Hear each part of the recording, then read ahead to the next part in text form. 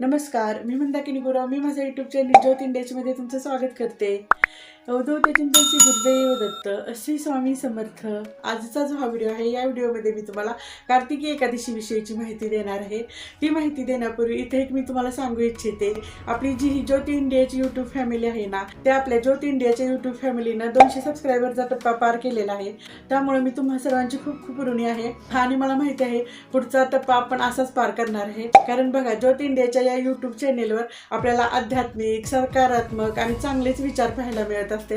म्हणून मला खात्री आहे की हा जो आपला ज्योत इंडियाचे यूट्यूब चॅनल आहे ना, तो जास्तीत जास्त लोकांच्या पर्यंत कसा पोहोचेल आणि जास्तीत जास्त लोकांना आपण या फॅमिलीमध्ये सामील करून घेऊन त्यांना सकारात्मक आणि चांगले विचार कसे त्यांच्यापर्यंत पोहोचतील, हाच आपण प्रयत्न करणार आहे. तर चला मग, आजचा जो विषय आहे कार्तिक एकादशीचा, त्याविषयी बोलायला मी सुरुवात करते. डोळे मिटता समोर पंढरपूर हे साक्षात, मन तृप्तीत भिजवून पाहे संतांचे मंदिर. पहिली पायरी नामदेव, दुसरी असे कुंभार, एकनाथ झाले द्वार, संघी उभा तुकाराम.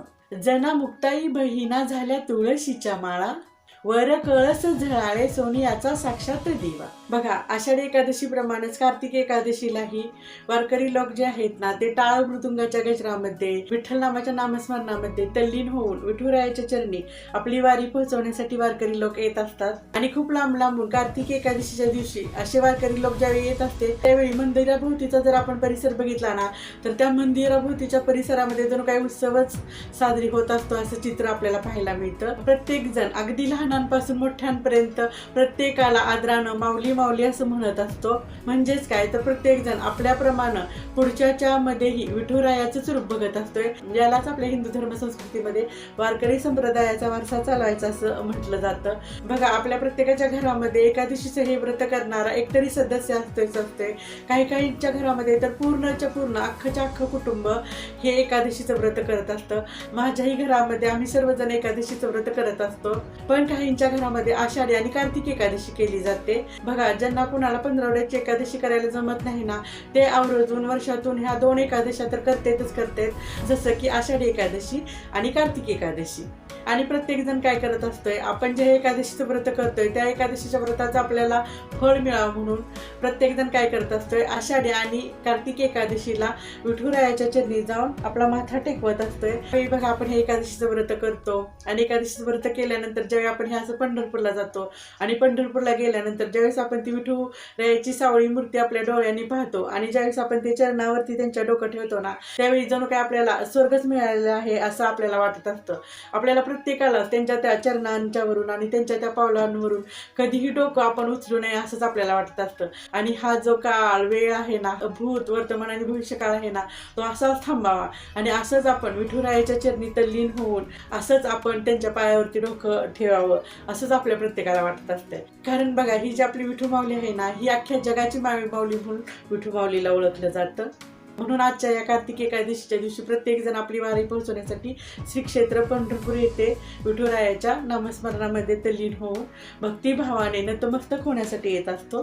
बघा, हे एकादशीचं व्रत का केलं जातं, कारण ज्यावेळेस आपण हे संसारमय आयुष्य जगत असतो ना, ते संसारमय आयुष्य जगताना ज्यावेळेस आपल्याला ह्या संसाराच्या काही दुःखाच्या झळा पोहोचतात ना, त्यावेळेस आपल्याला शारीरिक त्रास होऊ नये, मानसिक त्रास होऊ नये. विठू माऊलीने आपल्याला एकादशी व्रत करण्याची जणू काही संजीवनी दिलेली आहे की काय असं आपल्याला वाटत असतं. मी तर तुम्हाला सांगू इच्छिते की तुम्ही प्रत्येक जण पंधरवड्याची एकादशी करा. कारण ही एक जरी एकादशी आपण केली ना, तरी सगळी व्रत करण्याचं फळ आपल्याला मिळत असते. आणि ज्यांना काही कारणास्तव पंधरवड्याची एकादशी करणं शक्य नसेल, त्यांनी कमीत कमी आषाढी एकादशी आणि कार्तिकी एकादशी न चुकता करायची.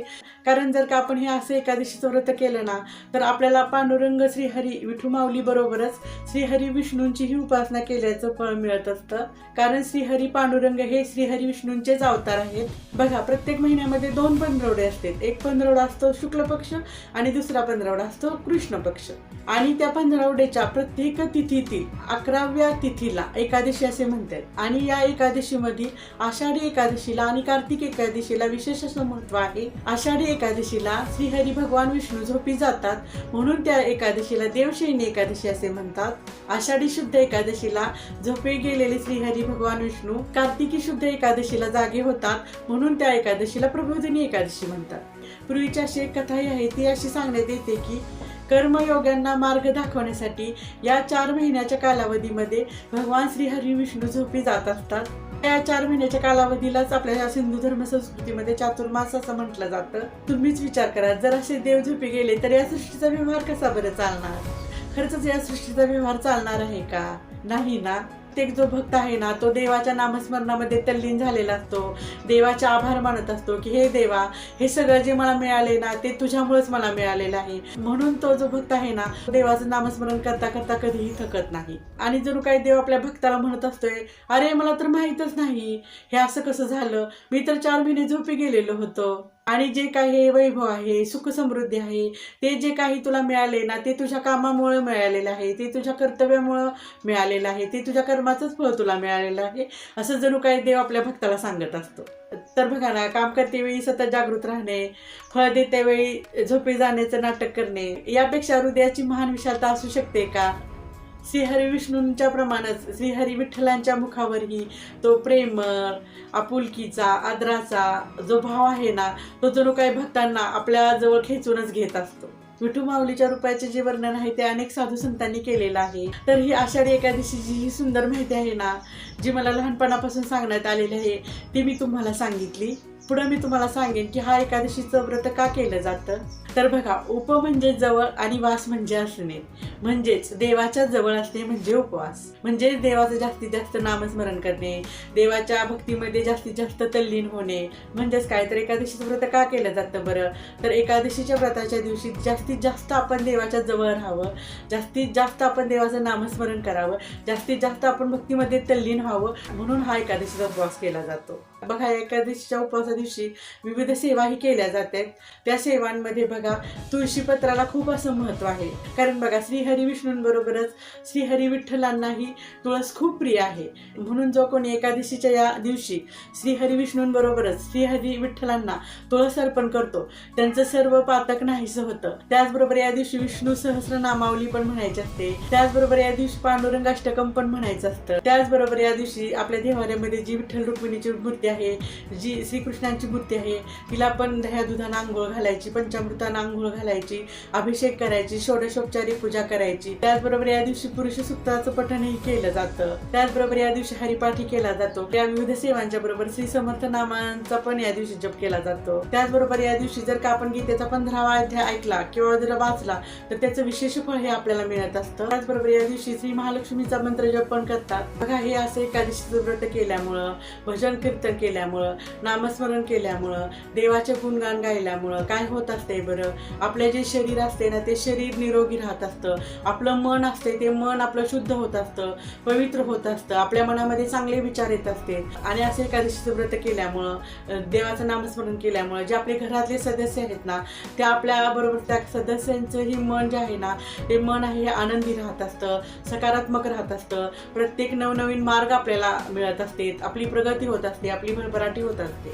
आणि मी काय करणार, हे पुढचा जो व्हिडिओ आहे त्या व्हिडिओमध्ये मी तुम्हाला श्रीहरी विष्णूंची आणि श्रीहरी विठ्ठलांची पूजा कशी करायची तो पूजाविधी करून पण दाखवणार आहे. तो जो पूजाविधीचा व्हिडिओ आहे तो लवकरच मी तुमच्यासाठी घेऊन येणार आहे. चला तर मग भेटूया येणाऱ्या व्हिडिओमध्ये. आणि जर का माझा हा व्हिडिओ आवडला असेल तर नक्की लाईक, शेअर आणि सबस्क्राईब करा. त्याचबरोबर खालचं घंटीचं बटन दाबा, जेणेकरून माझा येणारा पुढचा व्हिडिओ तुम्हाला बघायला मिळेल. मग भेटूया येणाऱ्या व्हिडिओमध्ये. श्री स्वामी समर्थ. जय जय स्वामी समर्थ. श्री स्वामी समर्थ. अवधूत चिंतन. श्री गुरुदेव दत्त.